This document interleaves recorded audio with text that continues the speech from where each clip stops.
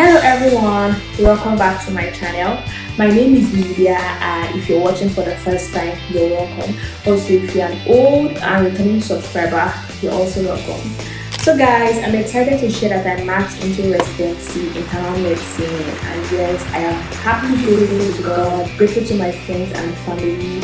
I didn't record a live reaction, but I still want to share my story and my journey, the lessons I have learned throughout this process, and also just give tips if you'll be applying this year. If you're interested, keep on watching.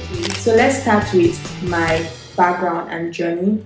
So I'm Nigerian, I'm an IMG, I studied in Ukraine. I graduated from VN Kazan National University in the year 2023. So I graduated sometime in June, July, but before I graduated, I did a rotation in US in the month of April, internal medicine. And then in the month of October, I took the step 1 exam and then took the step 2 exam the following year in the month of August, and the month of September I also did the rotation. Well, because I knew I was going to apply this cycle, I started putting my documents together while studying for the step 2 exam. So my personal statement, letter of recommendation, pathway approval, all of that, I started just gathering them and doing what I needed to do. So I matched in internal medicine, and I also only applied to internal medicine because that is just what I am interested in. I have done rotations in other specialties, and so far internal medicine is where I know I want to be in. Also, throughout this journey, one thing that really helped me the most was staying around supportive people, my friends, my family, trusting God, praying, networking. What else?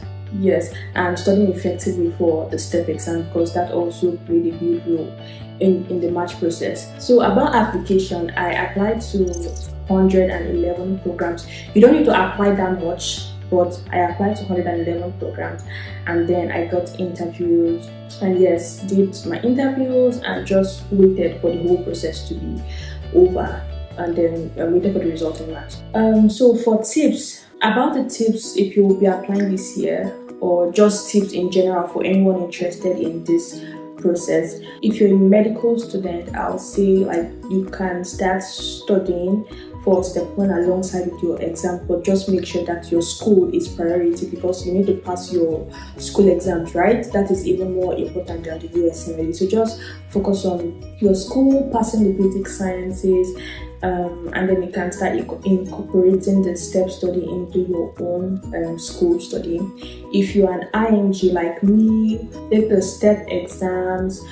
If you have red flags, you can always go around. That's what I believe. If you have a long year of graduation, if you have gap years, if you have maybe more than one attempt, there's a way to go around it, right? You can write more papers, or you can maybe try to find clinical rotation. I know that there are people that also had red flags, and they were still able to go through this process successfully. Yes.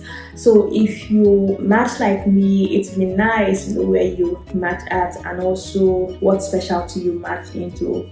But yeah guys, I think this brings me to the end of this video. If you have questions, you can write in the comment section, and yes, I'll make a separate video answering your questions, letting you know every single thing I did to get to this process. Yeah, so if you enjoyed this video, like, share, subscribe, share with your friends, family, anyone you know, any medical students. Yeah, so thank you all for watching. See you in my next video. Bye.